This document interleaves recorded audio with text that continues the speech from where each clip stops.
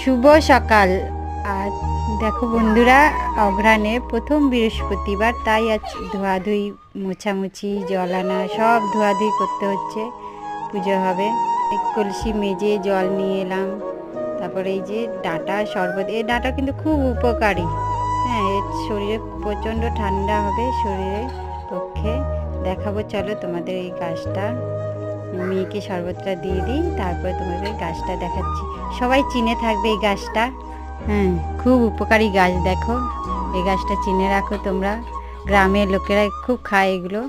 তারপরে এই যে জামা কাপড় ধোয়াধুয়ি করছি। তারপর পুজোর কাজে যাব স্নান করে। ধোয়াধুয়ি হয়ে গেছে। তারপরে ধুই সব বাড়ির যত কাজ, মানে বাসন ধোয়ার থেকে আরম্ভ করে ছই দেওয়া থেকে, হ্যাঁ, জল আনা, নিরামে, মানে প্রচুর কাজ, কাজের শেষ নেই।